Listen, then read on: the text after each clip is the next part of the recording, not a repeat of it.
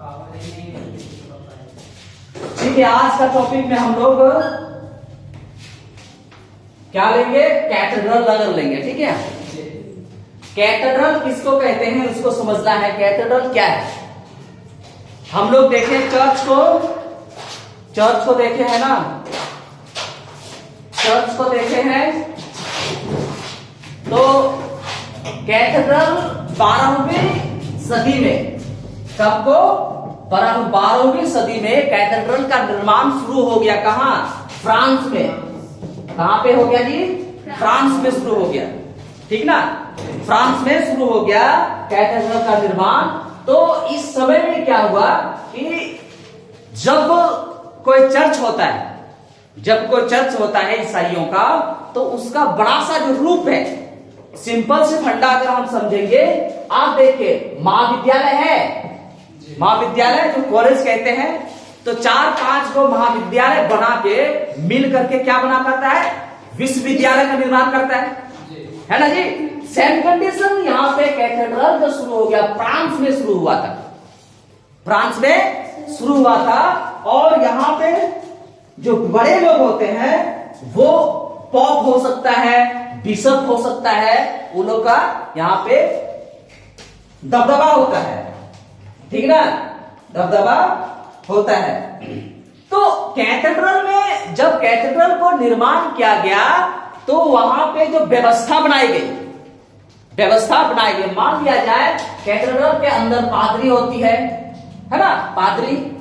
ठीक है, पादरी। इसके बाद वहां पे कोई भी फंक्शन होता है, पादरी कुछ भी बता रहे हैं, ठीक है, या तो वहां पे कुछ भी समूह में गायन चल रही है, ठीक है, गायन चल रही है, तो ऐसी व्यवस्था उस कैथेड्रल के अंदर बनाया गया जिसके कारण यहां से बाहर के लोगों को, चाहे वो पादरी का प्रार्थना हो, चाहे वो गायन हो, बाहरी लोगों को साफ साफ सुनाई देता था। इस तरीके से कैथेड्रल बनाया गया। बात को समझ में आ रहा है जी? यानी कि अगर हम मंदिरों की बात करते हैं तो मंदिर में अगर वो आरती हो रही है तो भी बाहर के लोगों को समझ में आएगा कि भाई आरती हो रही है।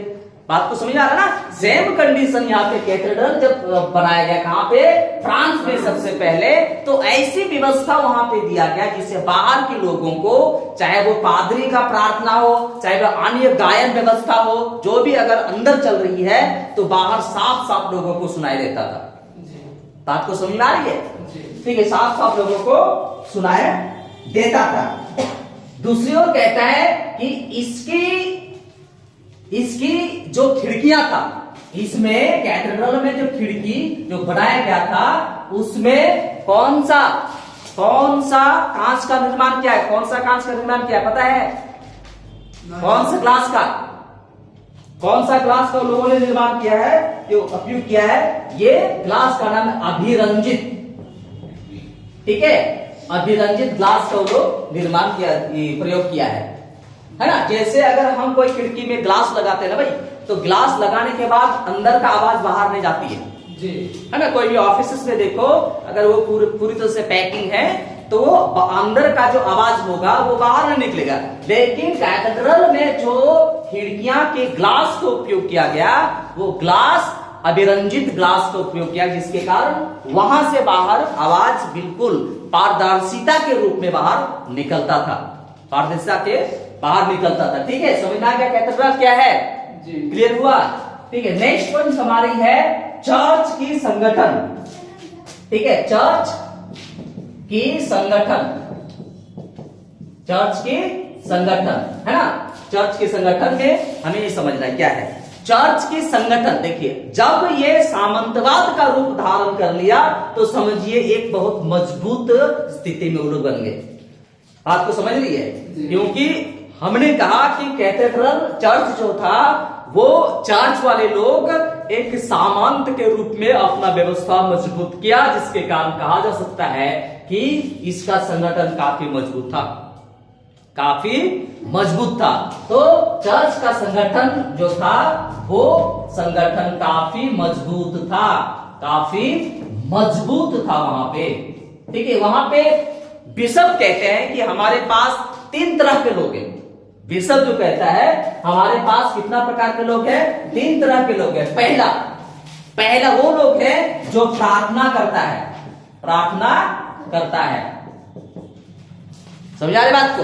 जो पहला कौन लोग है जो प्रार्थना करता है, और दूसरा कौन लोग जो है, कौन लोग है, दूसरा कौन लोग है, लड़ाकू लोग, यानी कि लड़ाई करता है। क्या करता है?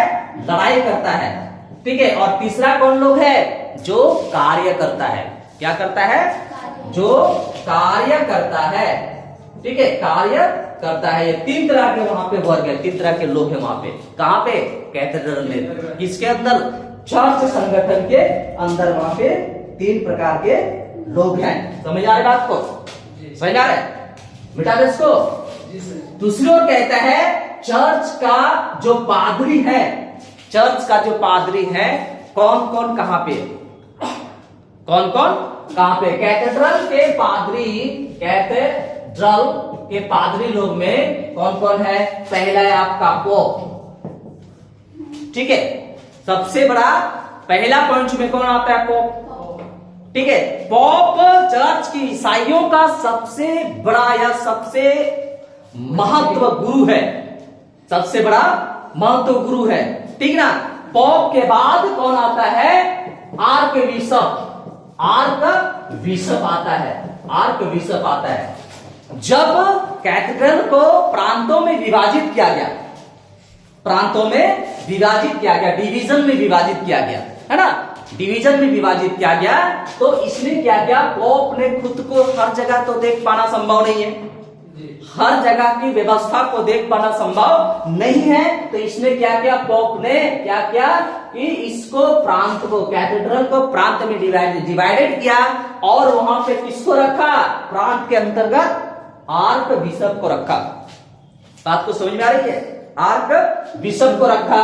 दूसरी ओर कहता है आर्क बिशप के बाद, आर्क बिशप के बाद किसको रखा? आर्क बिशप के बाद बिशप आता है, यानी कि जब इसके जब इससे जो छोटा प्रांत होता है उसमें किसको रख दिया? बिशप को रख दिया। इसको कहता है धर्माध्याज। इसका नाम क्या रखा? धर्माध्याज। कौन हो गया? बिशप हो गया। ठीक है, बिशप हो गया। इसके बाद, बिशप के बाद किसका जगह आती है?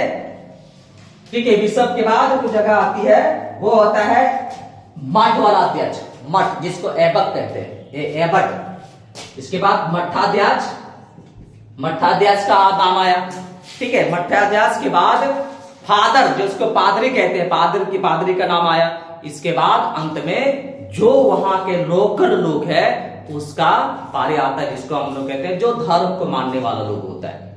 बात को समझ में आ रहा है? तो चर्च संगठन में कितना का? 5-6 संगठन होता है। सबसे ऊपर में कौन है? पोप, जिस सबको कंट्रोल करेगा। पोप से नीचे सभी को कंट्रोल करता है। इसके नीचे कौन है? आर्क बिशप, जो बिशप को, मठाध्याज को और अन्य लोगों को वो कंट्रोल करता है। बिशप की मठाध्याज को कंट्रोल करेगा, मठाध्याज लोगों को कंट्रोल करता है। इस तरह का व्यवस्था था। यानी कि कुल मिला के समझना है कि चर्च, ये कैथेड्रल चर्च संगठन में बहुत मजबूती से लोग का व्यवस्था है, जिसके कारण आज वो सामंतवाद के रूप में प्रयोग किया जा रहा है। सामंतवाद उन लोग को बनाया गया क्योंकि उनके पास क्या था?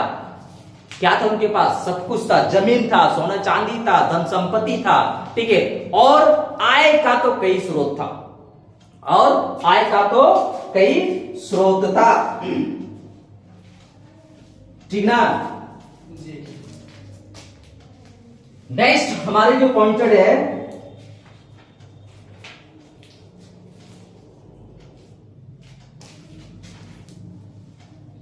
नेक्स्ट हमारा पॉइंट, चर्च की आय। चर्च की आय, क्या क्या आय आता था उन लोगों को? चर्च की आय। ठीक है, चर्च की आय। तो इसके अंतर्गत समझना है, बात को समझो। चर्च की आय में, चर्च यानी ईसाइयों के इतना सारे व्यवस्थाएं हैं, इतना सारे मजबूत संगठन है, तो उनके पास क्या नहीं है? क्या सब कुछ है। उनके पास भूमि है, उनके पास धन संपत्ति है, उनके पास सब कुछ है, फिर भी उनके पास आय आने का कई स्रोत था। आय आने का कई स्रोत था। समझ में आ रहा है बात को? कई स्रोत था, सब कुछ है उनके अंदर। इसलिए आपको समझना है कि जिसके पास सब कुछ है उसी के पास सब कुछ भी आता है। जिसके पास नॉलेज है उन्हीं के पास नॉलेज आता है, जिसके पास पैसे उन्हीं के पास पैसे जाता है, गरीब के पास कुछ नहीं आता है। समझ रहे बात को? ठीक है। तो मैंने कहा कि चर्च वाले का आय जो है बहुत सारे तरीके से आता है, ठीक है ना। इसको हम लोग डिफाइन करते हैं। चर्च वाले के पास जो आय आता है, कौन कौन से कहां से आय आता है, उसके बारे में हम लोग चर्चा करते हैं। पहला जो है उन लोग का चर्च का जो आय आएगा वो होगा चर्च की दसमंत है। चर्च की दसमस है पहला, चर्च की दसमस है, ठीक है। तो चर्च के दसमस का कौन से आय है, किस प्रकार से ये आय आती है? तो उस क्षेत्र में जितना भी सारी जनसंख्या, आबादी जिसको कहते हैं, सारी आबादी, इस क्षेत्र के, अगर हम कैथेड्रल के आसपास है उस क्षेत्र में जितना भी आबादी है, सारी आबादी को धर्म के नाम पर टैक्स दिया जाना होता था। बात को समझ में आ रही है कि आपको टैक्स देना पड़ेगा। उस समय टैक्स के नाम से था, और वही आज दान के नाम पे है। पैसे तो वही है, कोई बदलाव नहीं उसमें। पहले टैक्स के रूप में था और आज वही दान के रूप में है। आप अगर यहाँ पे अगर है ईसाई, कोई है ईसाई हो ना कि नहीं है, जब आप चर्च जाते हो, चर्च समाप्ति के आसपास में आपको क्या मिलता है, एक या तो जिस जगह पे जैसी व्यवस्था है, कोई कटोरा है, ठीक है, कोई एक थैला है, तो एक लेडीज की तरफ उठा रही है पैसे, जो भी जो दान पुण्य दे रहा है, 5 रुपया 10 रुपया 10 रुपया 50 रुपया जो भी देना है, जेंट्स की तरफ जब भी जितना बैठे हुए लोग हैं, सारे लोग कुछ ना कुछ दान करता है ना। तो पैसे तो वही है ना भाई, पैसे में तो कोई बदलाव नहीं हुए, पैसे वही है, लेकिन उस समय टैक्स का रूप था और आप वही है दान के रूप में हो गया। आय तो आया ना जी, पहला आया ना, ठीक है। तो पहला आय उसको दसमस के रूप में जाना जाता था, पहला आय। दूसरा आय उन लोगों का था वो अनुष्ठान एवं संस्कार। बात को यहां पे समझना है। दूसरा आय कहां से उन लोग को आता था, अनुष्ठान एवं संस्कार। अनुष्ठान एवं संस्कार, ये दूसरा आय का स्रोत है उन लोग का। पहले बात को समझो, इसके बाद आगे बढ़नी है। अनुष्ठान एवं संस्कार में मान लिया जाए किसी इंसान का विवाह होता हो, मान लिया जाए किसी बच्चे का बपतिस्मा हो रहा हो। जब आप ईसाई धर्म में ईसाई बनते हैं, तो जब तक आपका पूरा प्रार्थना जो सीखना होता है उसको सिखाया जाएगा। सीखने के बाद अगर आप पूरी तरह से प्रार्थना सीख गए, इसके बाद आपका बपतिस्मा होगा। क्या होगा? बपतिस्मा होगा। तो इस समय में विवाह से भी पैसे लिया जाता था और बपतिस्मा के समय भी पैसे लिया जाता था। बात को समझ में आ रही है जी। तो इस अनुष्ठान और संस्कार में जब कोई इंसान विवाह कर रहा है, तो वो इंसान को भी टैक्स लगेगा, उनको भी पैसा देना पड़ेगा। अगर आप अपने बच्चे को अगर बपतिस्मा दिला रहे हैं, तो उस बपतिस्मा में भी आपको पैसा देना पड़ेगा। तो दूसरी आय उनको कहां से आया? इन दोनों से दूसरा आय उनको आ गया जी। मतलब पैसे कुल मिला के देखना है तो पैसा था, तो क्यों नहीं आगे बढ़ेगा लोग? क्यों सामंतवाद नहीं बनेगा? क्यों? जिसके पास पैसा हो जाएगा तो हीरो हो जाएगा भाई। अगर अभी 2-4 लाख आपको दे देंगे तो 4 दिन नहीं आगे क्लास इधर, है ना, पूरा फुर गाड़ी गाड़ी लेके कहीं घूमोगे, है कि नहीं? ठीक है। तो दूसरा आय उनका क्या था, कहां से आया? अनुष्ठान एवं संस्कार से, ठीक है। तीसरा था पाप मोचन। तीसरा आय जो आता है पाप मोचन, पत्रों की बिक्री,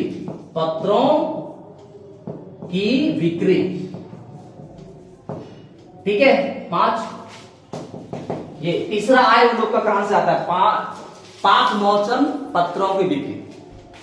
बात को समझ में आ रहा है? बात को ठीक है। तो इसमें क्या कहा गया है, इसमें क्या गया है, पाप मतलब समझते हैं ना, पाप किसको कहते हैं, पाप मतलब ने गलत काम किया है ना, पाप मतलब गलत काम किया, और मोचन, मोचन मतलब मुक्ति। बात को समझा?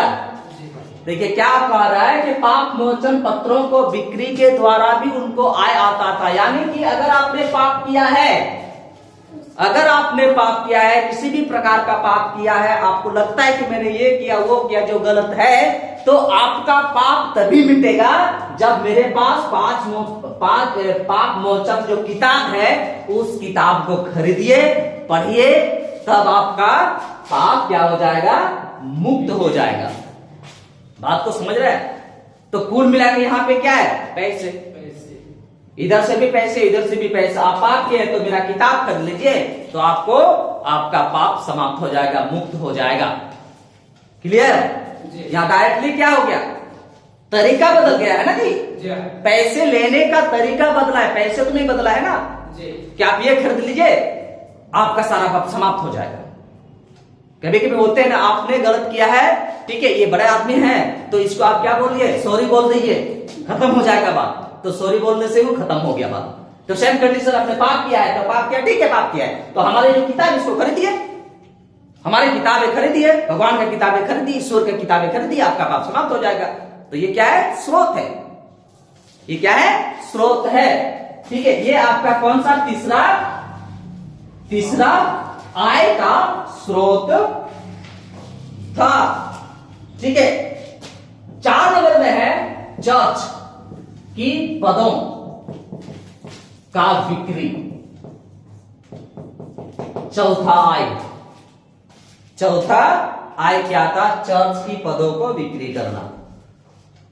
बात को सुनिए, पैसे कहां से आएगा, तरीका बदलना, तरीका बदलना है। कोई भी चीज को आप कर रहे हो, अगर नहीं चल पा रहा है, उसमें उस काम को बदलना नहीं है, काम करने के तरीका को बदलना है। बात को समझ, पैसे ही पैसे आ जाएगा। तो यहां पे क्या, चर्च का जो चौथा जो आय था वो क्या करते थे, पद को बिक्री करते थे, पद को बिक्री करते थे।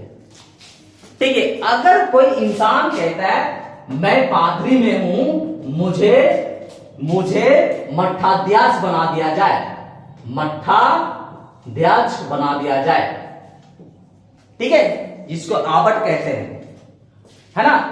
तो इसमें आपका यह क्या होगा, डीलिंग होगा, डील। बात को समझिए, डील। ठीक है, अगर आप पादरी से उच्च स्थान में जाना चाहते हैं तो इतना पैसा दीजिए। बात को समझ रहे, इतना पैसा दीजिए, अगर इतना पैसा देंगे तो मेरा आय हो जाएगा, उसका भी काम हो गया, मेरा भी काम हो गया। तो चौथा ये आपका हो गया, पदों को बिक्री कर दिया जी।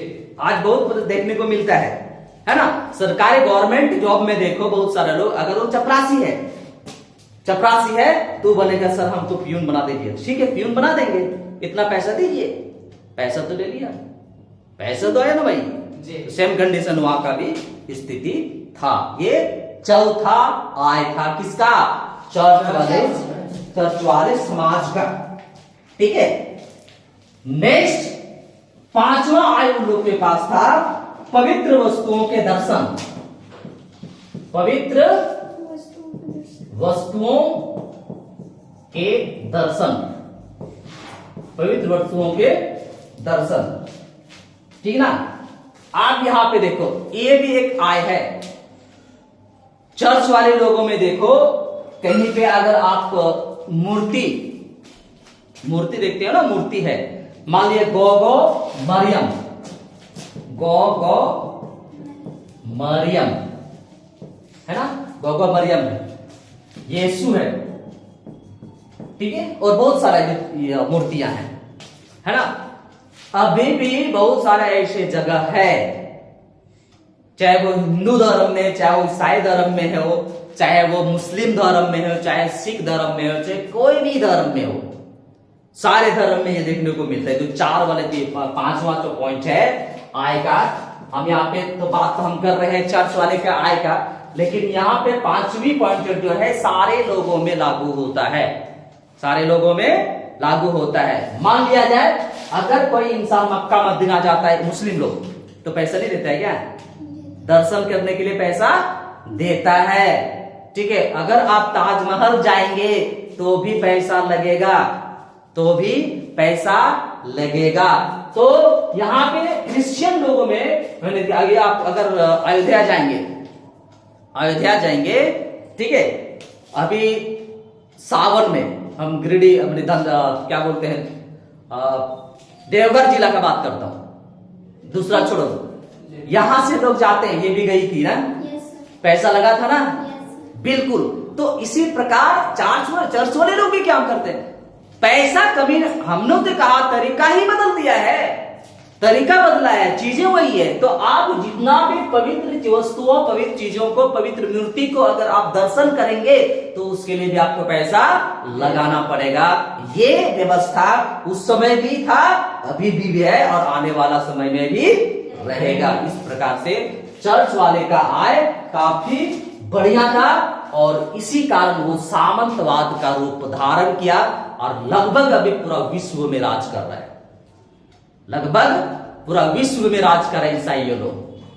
भारत से बाहर निकलो, सारे कंट्री में ईसाई लोग मिलेंगे, ठीक ना, सारे कंट्री में ईसाई लोग। भारत में हम लोग नहीं है, बहुत कम लोग हैं, अदर कंट्री आप जाते हैं तो सारे जगह पे आपको ईसाई लोग मिलते हैं और आज लोग सुखी संपन्न जीवन जी रहे। भारत से तो कई अच्छा लोग, भारत से बाहर वाला लोग जी रहे, बहुत बढ़िया, ठीक ना। तो इस प्रकार से चर्च वाले लोगों का संगठन बढ़िया था, चर्च वाले लोगों को आय कई तरह के था और चर्च वाले लोगों के पास किसी भी प्रकार की कमी नहीं था, जो आज पूरे विश्व को कंट्रोल कर रहा है। अमेरिका क्या है? अमेरिका, बाराक ओबामा कौन है? मुस्लिम है, लेकिन वो क्या बनाता है? ईसाई धर्म। ट्रंप ईसाई धर्म। बात को समझ, क्योंकि उसमें क्या है कि एक चीज उसमें खूबसूरती देखने को मिलता है कि आप दुनिया में किसी को नहीं मानो, आप सिर्फ एक ही भगवान को मानो, ईश्वर। अन्य धर्मों में देखो, ये भगवान हो गया, वो भगवान हो गया, ये भगवान बहुत सारा होता है ना, उसमें ऐसा नहीं है, एक ही भगवान को मानता है। बात को समझ में रहे, इसमें ये उसका अपना ये है, ठीक है। तो इस प्रकार से आय की स्रोत और संगठन बहुत मजबूत है, किसका? ईसाई धर्म के लोगों का।